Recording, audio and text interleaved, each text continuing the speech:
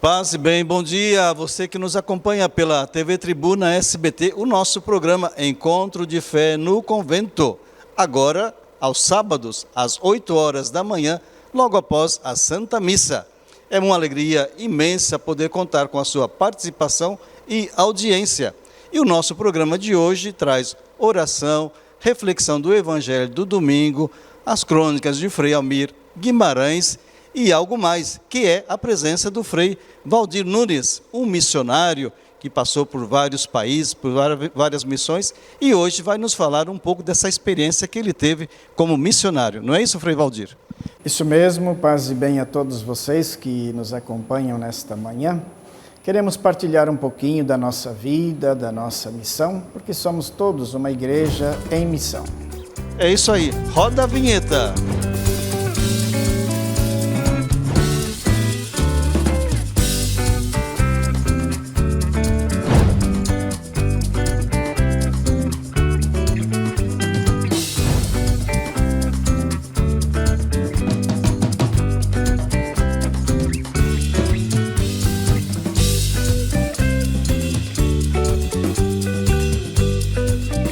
Hoje temos a alegria de trazer no nosso programa Encontro de Fé no Convento Frei Valdir Nunes, que foi um missionário, trabalhou muito nas missões e agora está trabalhando em Bragança Paulista.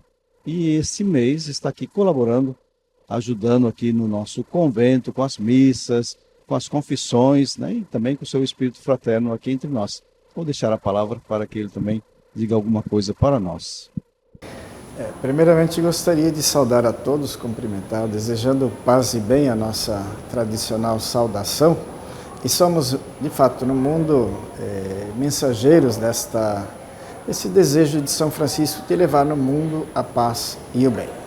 Então, eu já trabalhei aqui em 2021, um semestre, e agora volto. É uma alegria poder voltar e ajudar mais um pouquinho, é só um mês, mas o mês já é um mês. Então, vai ser uma alegria estar aqui, encontrando os peregrinos que vêm à casa da Nossa Mãe Maria, esse santuário do perdão e da graça, e poder, quem sabe, até encontrar com vocês aqui, e vou motivar durante esse mês o espírito missionário. Todas as celebrações tenho procurado dar algumas motivações missionárias para que todos nós, na sua vocação, seja um grande missionário da Palavra de Deus. Muito obrigado, Frei Valdir. Frei Valdir, como eu já disse, foi um grande missionário da província. Então, eu gostaria que ele, para começar a nossa conversa, que nos falasse desse espírito missionário franciscano. Nós temos missões em várias partes do mundo. Você já trabalhou no Japão, já trabalhou na Angola, já trabalhou na Terra Santa. Então, assim, para a gente começar esse nosso bate-papo, a importância do espírito missionário franciscano, São Francisco como esse grande missionário da igreja. Falasse um pouco assim dessa importância desse espírito missionário franciscano. Quando jovem, no processo de discernimento vocacional, eu procurei primeiro uma ordem simples, Eu venho de família simples, trabalhadores operários, então também queria um espaço onde a minha origem, de certa maneira, se identificasse. E encontrei no coração de São Francisco este espaço, um lugar onde irmãos de qualquer realidade social pudesse partilhar um projeto de vida e missão. Encontrei então os franciscanos de uma coisa que, além desse espaço, gostei muito de São Francisco, é o aspecto missionário. Quem quer ser frade precisa estar aberto à missão, ou seja, ir onde for necessário. E eu tenho um freizinho nosso, acho que você conheceu, o Frei Luiz Fernando, talvez pegou ele já no fim da vida. O Luiz Fernando de Mendonça é um mineirinho assim, bem típico, Eu cheguei lá, perguntei para ele qual é o característico da ordem franciscana. Ele falou, olha, é viver o Evangelho e fazer o que precisa, Aquilo, voltei para casa inquieto com esse fazer o que precisa, Viver o Evangelho eu já sabia, mas assim, fazer o que precisa foi muito... Aquele dia ele me pegou para a ordem franciscana. Então, para mim, aí foi uma alegria poder depois, logo no fim da formação, as oportunidades e as necessidades foram surgindo e eu sempre, quando tenho assim, me candidato para ver o que Deus providencia. Então, tive a graça de participar em várias missões. A primeira foi sair do Brasil para estudar, né, para as missões, mas a primeira foi estudar. Então, ver o universo de Roma, essa experiência do centro da igreja foi muito interessante, porque com isso eu pude também ver, a partir do ponto de irradiação da igreja que saiu de Jerusalém para Roma, pude conhecer este núcleo, né, bem forte da igreja. E depois, dali sim, fui para Angola, uma experiência extraordinária em tempo de guerra. Consegui, graças a Deus, dar a minha contribuição, né? Foi uma experiência muito bonita, muito interessante, porque a África como tal, né, um povo muito, sobretudo a África subsaariana, ela tem uma característica muito especial, de viver a fé, evangelizar, um jeito assim muito alegre, muito corpo, né, muito movimento, muito envolvimento. Foi uma experiência fantástica. Depois o Japão foi uma outra experiência, então saindo da África, que era movimento, o Japão que é mais contenção nessa. Mas a missão que Angola me ensinou foi isso, né? A gente vai para aprender, né? Conhecer, amar, aprender, mais do que querer ensinar muito, e lá, condividir o Evangelho, que é a nossa forma de vida, e aprender com eles como viver o Evangelho naquela cultura, naquela realidade, né? Então foi muito interessante. Foram 2 anos trabalhando com imigrantes também, né, do Brasil, dos decassegues que vão para trabalho, etc. Foi muito bom. Depois voltei para o Brasil, uma segunda etapa em Angola, já em paz, né? A primeira fase foi guerra, a segunda fase em paz, e foi uma experiência de reconstrução, abrir estrada, foram abrir também o contato com as comunidades, a questão da alfabetização, né, aqueles jovens e crianças, sobretudo das mulheres, lá do interior, aqueles, né, longe. Porque recém-saídos da guerra não tinha nada, né? Estava tudo parado, né? Então foi um recomeço, assim, foi fantástico, assim, essa reconstrução, né? Reconstruir relações, a amizade também, estava tudo meio rompido com a guerra.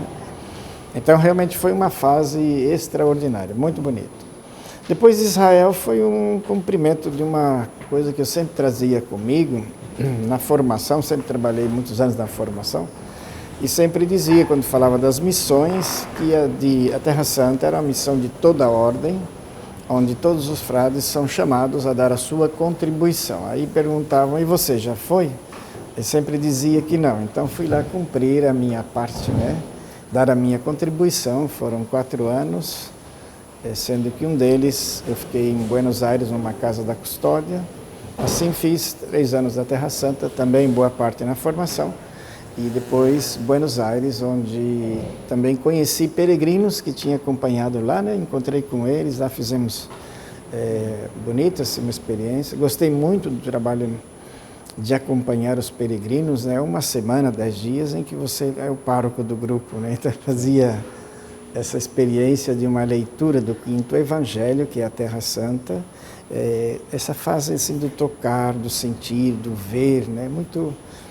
Muitos sentidos aguçados para experimentar. Quem faz bem o caminho, né, da peregrinação vive uma experiência muito bonita da Terra Santa. Muito bem, Claudio. Essa diversidade, né? Você teve esse privilégio de fazer diversas experiências, né? Você mesmo relatou na Angola, depois um povo muito dinâmico na sua fé, não que os japoneses não sejam, mas a maneira de manifestar a fé é muito diferente, né? Os japoneses, talvez, muito mais assim concentrados, muito mais uma vida muito mais assim diríamos até mais de contemplação, né? E depois essa experiência na Terra Santa, com a acolhida dos peregrinos, um povo em movimento, né? Que uma igreja fala, uma igreja em saída, então que vão a caminho, que sai em busca, né? De renovar a sua fé, de fortalecer a sua fé, né? Então assim foram muitas diversidades que você encontrou na sua vida missionária, né?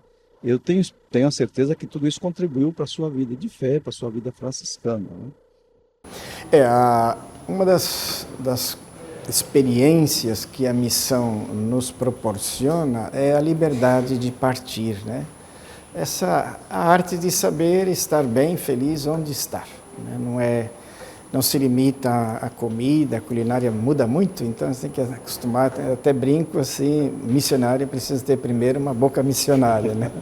E um estômago para uma digestão variada, né? Muito interessante que muda muito a comida, depois o jeito de expressar as coisas, né?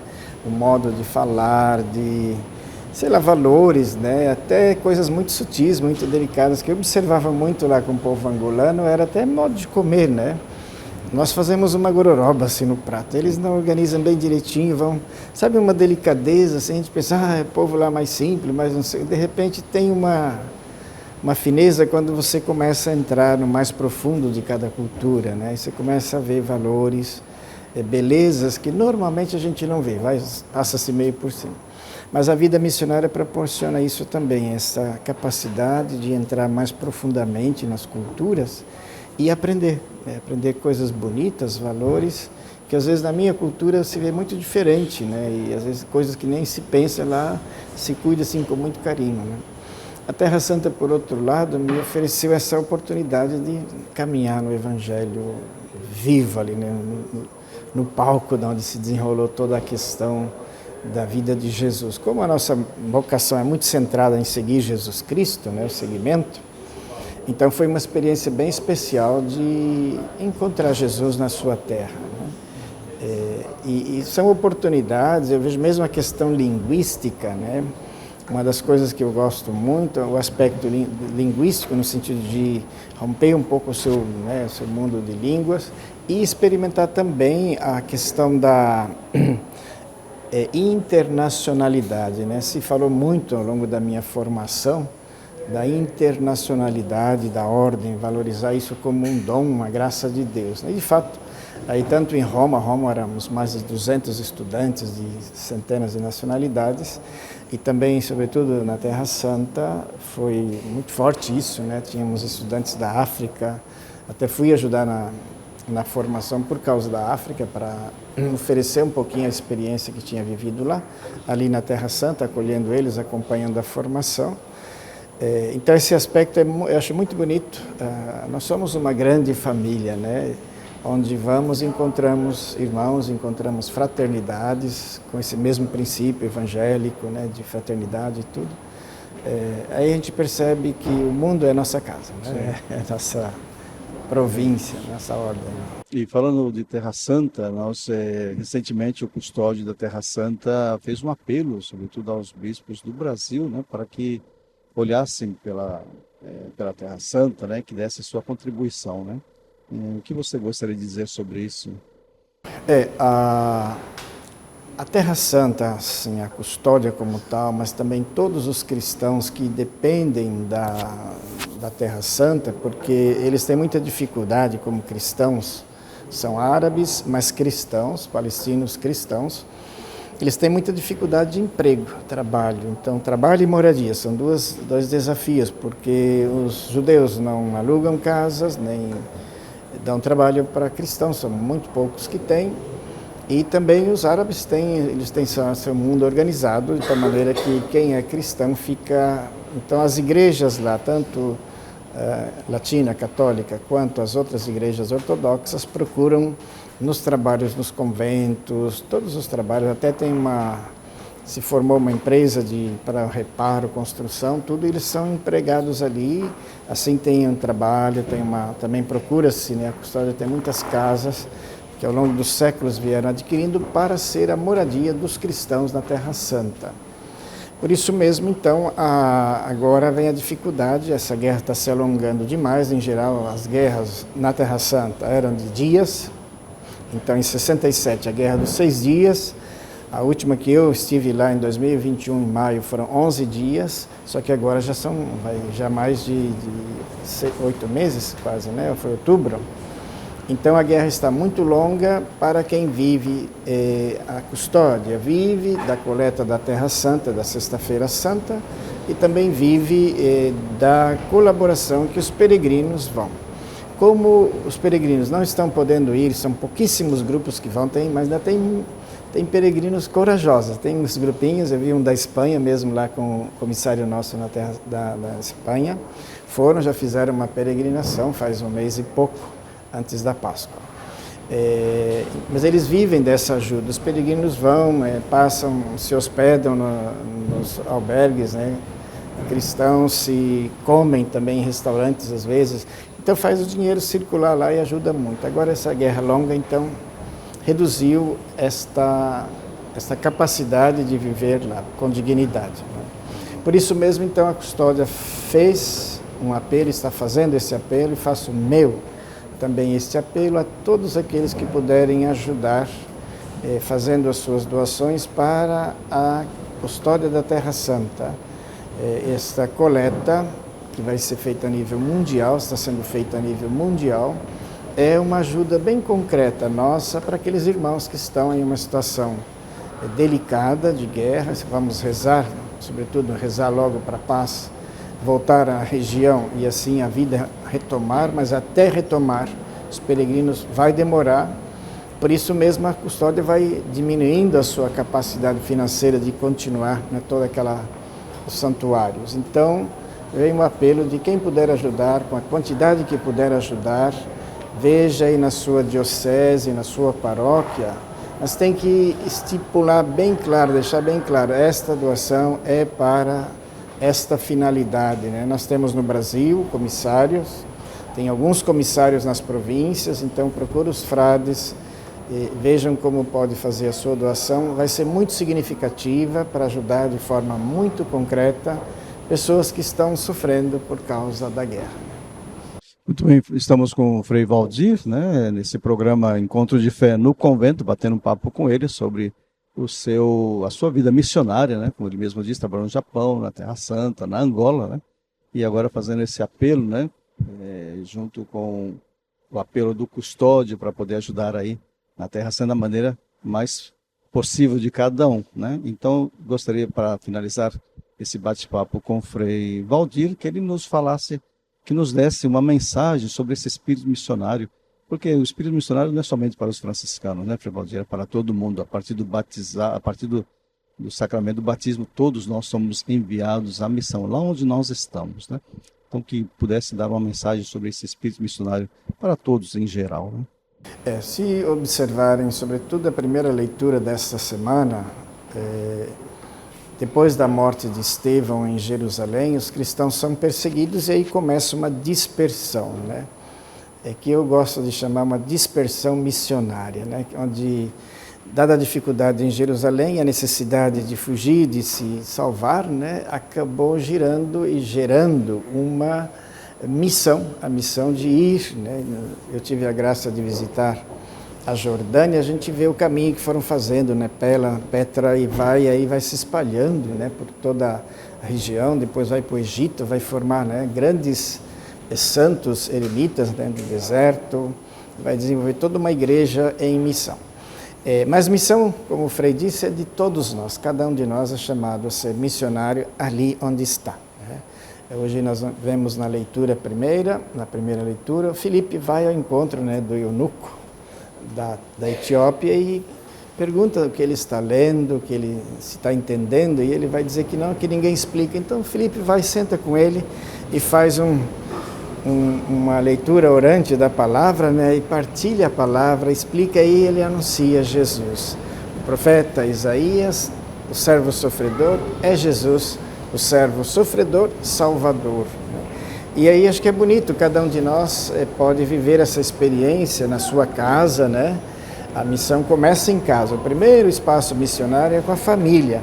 Um ser para o outro evangelizador. E depois vai na sua comunidade, na sua paróquia, na sua diocese, todos são chamados a evangelizar. Então, desde aqui da casa de Nossa Senhora da Penha, gostaria de motivar a cada um a viver com grande alegria, entusiasmo e gratidão a sua missão, seja ela de família, formar uma família, seja de catequista, de ministro, e também quem tiver uma inquietude um pouco maior de ir além fronteiras, a igreja oferece isso de forma especial para todos. Há lugar para todo tipo de missão, todo tipo de missionário na igreja.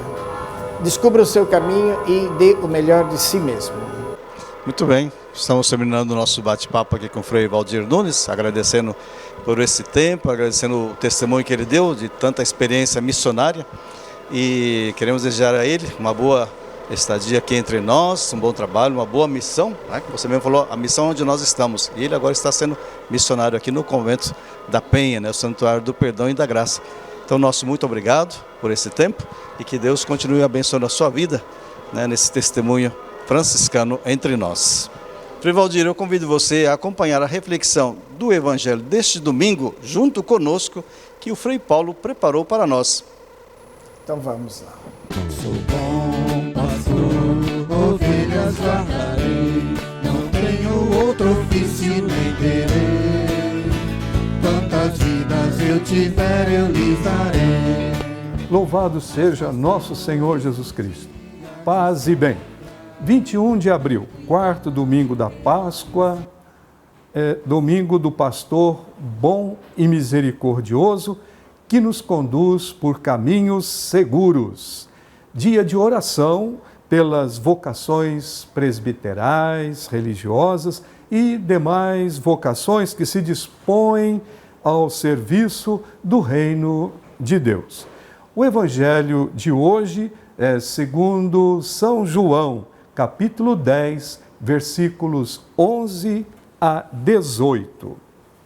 Naquele tempo, disse Jesus: Eu sou o bom pastor. O bom pastor dá a vida por suas ovelhas. O mercenário, que não é pastor e não é dono das ovelhas, vê o lobo chegar, abandona as ovelhas e foge. E o lobo as ataca e dispersa, pois ele é apenas um mercenário e não se importa com as ovelhas.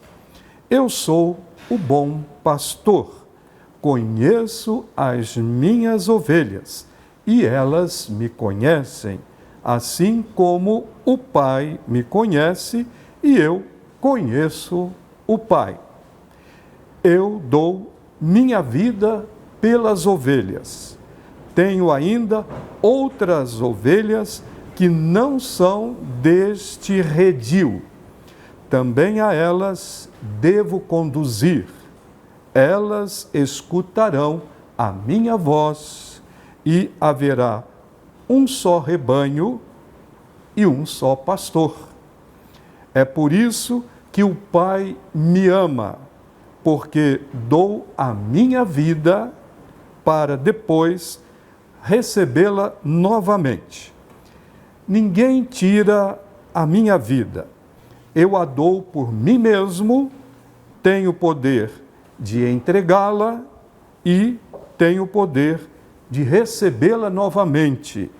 Essa é a ordem que recebi do meu Pai. Jesus, então, amados e amadas de Deus, se denomina bom pastor, porque doa a vida livremente, não é?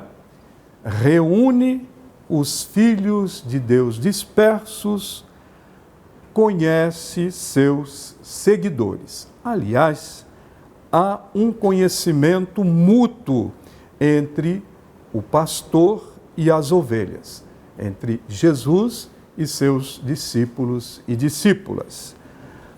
Há bons pastores do povo, semelhantes a Jesus, e há também maus pastores que só se aproveitam do povo, exploram e enganam o povo.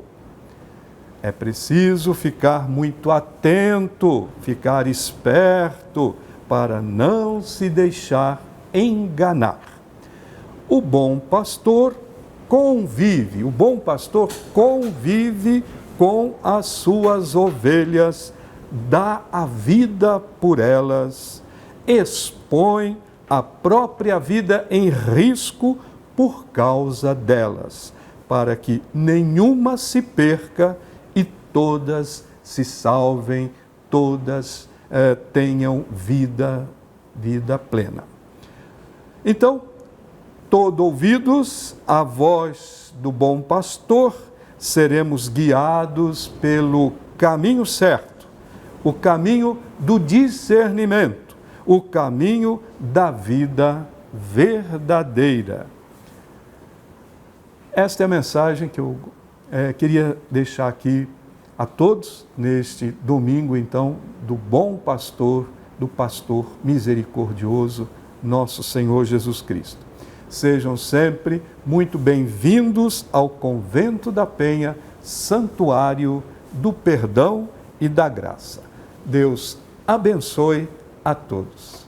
Nossa Senhora da Penha, rogai por nós.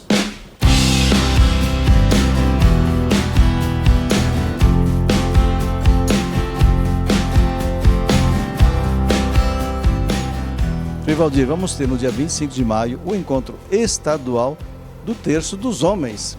É um evento muito importante aqui para o Espírito Santo.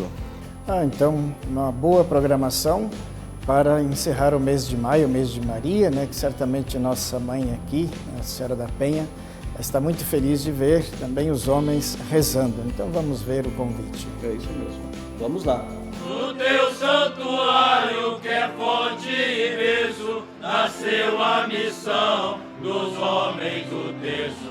Santuário da nova evangelização, escola de nossa santificação. Frei Jorge, eu gostaria de aproveitar esse momento para fazer um convite a todos os homens do Estado do Espírito Santo, principalmente os católicos, para vir participar conosco do 11º Encontro Estadual do Terço dos Homens, que será realizado na Prainha pela parte da manhã, do dia 25 de maio, é o Dia Estadual do Terço dos Homens, e em seguida subiremos em procissão para o Convento da Penha, onde rezaremos o terço e participaremos da Santa Missa, no dia 25 de maio, durante o dia inteiro, o festejo no 11º Encontro Estadual do Terço dos Homens. Ó Mãe e Rainha do Santo Rosário, Mãe admirável, Mãe do Santuário, o mundo sem fé, na dor se consome, ajuda este mundo com o terço dos homens. O terço tem contas e é meditado, mas tu, Mãe, não contas o nosso pecado. Convida a todos, o terço é do povo, só queres que o homem seja homem novo. Ô, Frei Jorge, eu fiquei sabendo que o Frei Almir passou por aqui e deixou umas crônicas aí, ele é muito bom nisso. Gostaria de participar um pouquinho também para entender o que ele pôde nos comunicar através dessas crônicas. É isso mesmo, Frei Valdir. Vamos assistir. Olá, meus amigos. Nazaré, pequeno vilarejo da Palestina, lá vivia uma menina, uma mocinha, parecida com outras moças da sua terra. Como todas no seu lugar, frequentava a sinagoga, escutava as leituras que falavam das promessas dos tempos antigos. Seu nome era Maria, Miriam, Maria. Ela pertencia ao resto fiel do povo de Israel, aqueles que nós chamávamos de pobres de Deus, pobres de Javé. Estes esperavam a salvação que o seu povo havia recebido como promessa. Conservavam fidelidade do fundo da alma, guardavam o frescor daquela fé de Abraão. No silêncio da sua casa ou em outro espaço, o Senhor Deus dela se aproximou por meio do seu enviado. Deus tinha o sonho de viver entre os homens, de sentar-se à mesa dos humanos, de sonhar seus sonhos e de levá-los à plenitude da vida. Maria, Deus grande e belo, vem te visitar. Precisa do teu assentimento para viver entre os homens. Tu és a mulher privilegiada e única. Deus quer nascer nas tuas entranhas. Tu estás prometida em casamento a José, mas aquele que nascer de ti, com o teu consentimento, é o Filho de Deus, e o Espírito Santo pairará sobre ti. E o que parece impossível aos homens, a Deus é possível. O Senhor costuma olhar para os simples, para os de coração reto. Tu és a cheia de graça. O Senhor te olhou, te fez imaculada desde o momento da tua conceição no seio de Ana. José será teu companheiro nesta empreitada de realizar os sonhos do Altíssimo. Ave cheia de graça, um Deus sem tamanho que se coloca como uma semente no teu corpo. Maria de Nazaré, tu vens para caminhar conosco.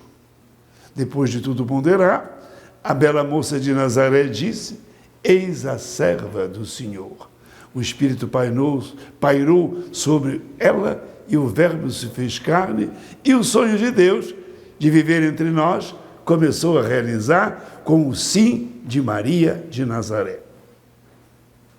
Pois é, gente, chegamos ao final do nosso encontro de fé no convento, mas não se preocupe, no próximo sábado, às 8 da manhã, logo após a Santa Missa, nós vamos continuar com o nosso programa.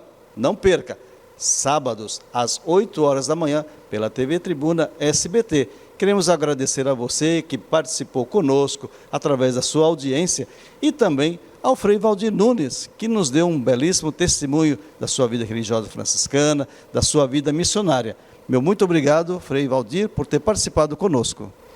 Eu também agradeço a oportunidade, de partilhar com vocês este momento de oração, de fé. E também vou estar aqui esse mês todo, até meados de maio. Então vamos poder também partilhar mais em outros momentos da nossa experiência de fé e, sobretudo, desta graça de subir a esta montanha santa e encontrar-se com nossa mãe na casa da Mãe da Alegria. É isso mesmo.